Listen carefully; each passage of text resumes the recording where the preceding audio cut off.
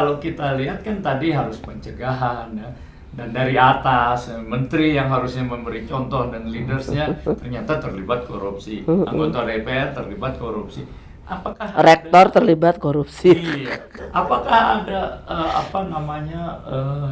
mereka menjadi toladan gitu ya, sehingga sampai ke bawah-bawah kehidupan yang hindon gitu loh Bu, yang pamer ya, sampai di daerah-daerah istri polisi pamer dan sebagainya. Apakah ini terkait gitu loh Bu dalam kan dulu Mohtar Lubis bilang korupsi itu adalah sebuah kebudayaan udah. Kalau Anda bisa kaya, Anda nggak kaya, Anda bego, kira-kira gitu ya. Tapi yang sebagian menolak, wow, kalau kebudayaan itu harus faktor-faktor yang baik, kalau yang nggak baik bukan. Tapi nyatanya kan sekarang begitu, Bu. Iya, betul. Kira-kira bagaimana dalam situasi seperti sekarang itu, Bu, pandangan? Ya, saya juga saya sudah lama sangat prihatin dengan kondisi kita yang tadi intinya suka pamer aja. Karena saya dari sini, sehingga saya juga kalau ketemu dengan teman-teman saya, lawyer itu, oh saya punya Lamborghini, saya punya apa? Saya bilang, oh kalau saya cuma punya mahasiswa, nggak punya apa-apa ya. Karena memang ini saya agak susah menolak pandangan Mohtar Lubis bahwa it's a culture. Walaupun dia ada beberapa hal yang menurut saya agak mengerikan juga tentang karakteristik orang Indonesia kan. Tapi bahwa budaya itu sebagai budaya korupsi sebagai budaya ada benarnya, bukan berarti bahwa kan kita biasanya bisa bicara budaya sesuatu yang memang dari bawah dari masyarakat ya.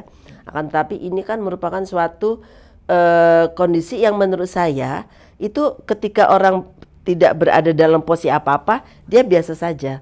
Tapi once dia menduduki satu posisi yang memungkinkan dia untuk mendapatkan materi yang lebih, itu ada keinginan tadi untuk pamer, flexing ya. Karena itu adalah suatu kebanggaan juga buat mereka, kebanggaan buat istri atau suaminya dan anak-anaknya juga ikut akhirnya. Jadi ini sesuatu yang sulit untuk dikatakan, oh bukan budaya dong, loh semuanya melakukan itu. Ya, dan ini buat saya hanya bisa hanya bisa ditangani kalau kita bersama-sama dengan nanti saya umumnya contoh dari pimpinan, contoh dari petinggi, contoh dari tokoh masyarakat. Nah ini buat saya yang nampaknya kita masih belum ya. Jadi kita lihat aja misalnya kemarin itu kan baru eselon 3 tuh yang alun-alun dari pajak itu. Eselon 3 dan kekayaan sebanyak itu kan membuat orang dari teman-teman dari kementerian punya beberapa kok bisa ya gitu. Dan ternyata kalau dianya mungkin nggak flexing, tapi kemudian keluarganya. Ya, dan ini kan buat saya kalau si pelakunya tidak mencegah istri dan anak yang melakukan itu, kan ini semua akan menyebar kemana-mana. Jadi ini menurut saya satu lifestyle yang nampaknya mulai lebih marak, lebih marak Indonesia, apalagi dengan adanya sosial media. Dengan sosmed itu orang pakai TikTok ya, memamerkan, orang lewat Facebook, lewat YouTube, tidak malu untuk memamerkan kekayaan yang kemudian bisa membuat orang bertanya, dari mana ya itu ya? Gajinya itu kalau eselon 3 itu berapa sih gitu ya? Tapi kok bisa mempunyai barang-barang berharga, mobil, tas-tas mahal gitu ya. Kalau kita kan wah paling top Bata gitu ya, kalau dosen ya gitu ya. Mobil paling top Innova gitu kan. Tapi kalau seperti itu kan menimbulkan juga, selain flexing itu menimbulkan jealousy ya. Jealousy, kecemburuan masyarakat. Dan kemudian akhirnya banyak yang meniru. Wah enak juga kalau begitu bisa melakukan hal itu. Ini yang mengerikan gitu ya. Jadi keteladanan dalam mencontoh hal-hal yang negatif akhirnya bukan positif. Nah ini menarik ya Bu, di dalam RUU perampasan aset itu salah satu aset yang bisa disita kalau diduga kekayaan dia jauh melebihi dari pendapatan dia. dalam draft RUU yang kami baca begitu Bu ya, tanpa menunggu putusan pengadilan, maka ini ada sesuatu yang dicurigai, boleh dirampas asesnya. Enggak juga sih, kalau sudah tetap harus ada putusan pengadilan. Jadi ini harus dibawa ke pengadilan, dan walaupun saya tidak tahu bagaimana pembuktiannya. Tapi memang dalam perampasan itu kan ada tahapannya ya, mulai dari penelusuran, kemudian ada identifikasi, baru penyitaan. Dan ini biasanya memang dilakukan apabila tidak ditemukan pelaku-pelakunya itu, mereka sudah meninggal atau melarikan diri ya, tidak pernah ditemukan. Itu yang bisa dilakukan. Dan bukan keputusan yang tadi oleh secara administratif. Secara administratif bisa saja memang kalau misalnya ada orang dari luar negeri bawa uang lebih dari 100 juta ya, atau setara dengan 100 juta, itu kan bisa diambil. Itu secara administratif. Akan tetapi kalau dalam yang kita sebut sebagai civil forfeiture, itu tetap harus dibawa ke pengadilan. Jadi putusan pengadilan yang bukan merupakan putusan pidana, tapi ini putusannya perdata. Karena yang sekali lagi yang dibawa ke pengadilan itu adalah hartanya tadi. Jadi bukan orangnya. Beda dengan pidana kan. Kalau pidana dibuktikan dia bersalah, baru diambil hartanya, ini dirampas oleh negara. Jadi Bu, nggak setuju ya kalau ada pengaturan yang belum ada keputusannya tapi sudah bisa dirampas Iya, yang nggak boleh itu. Nggak boleh ya? Nggak boleh Tapi itu. untuk shock terapi gitu undang-undang itu.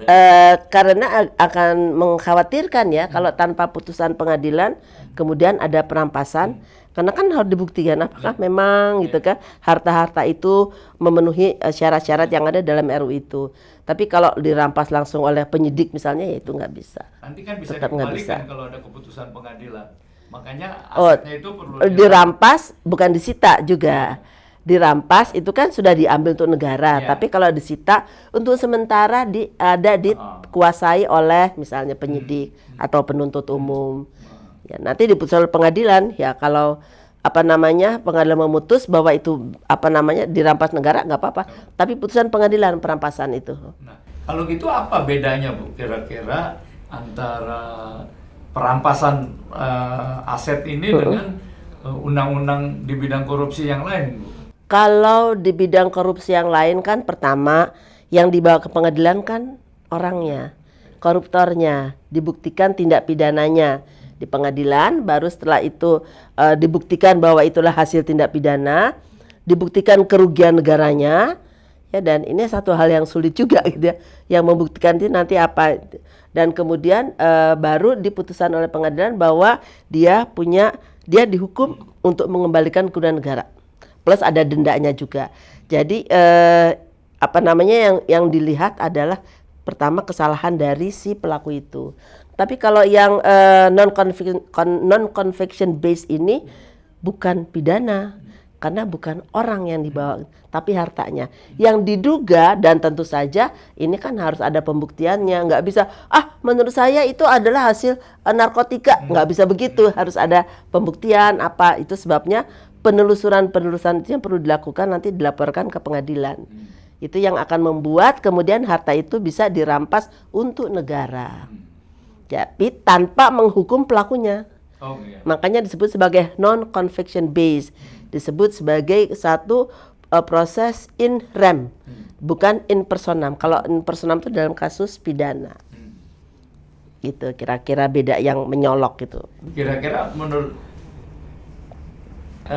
Mbak Tuti, kalau undang-undang ini katakanlah disahkan kemudian, bisa nggak mengurangi korupsi gitu? Terus terang kita tidak pernah bisa membayangkan ada undang-undang perampasan aset terus besok langsung berlaku, terus korupsi turun. Itu yang kita harapkan, tapi it's a dream ya. Jadi tentu saja sebelum undang-undang berlaku, ini para penegak hukumnya dulu harus dilatih. Dan kita harus memastikan bahwa penegak hukum itu juga tidak melakukan hal yang buruk ini, korupsi gitu kan. Wah, kalau gue nanganin dia ntar gue kena gitu. Nah, itu yang harus dijaga supaya tidak ada itu.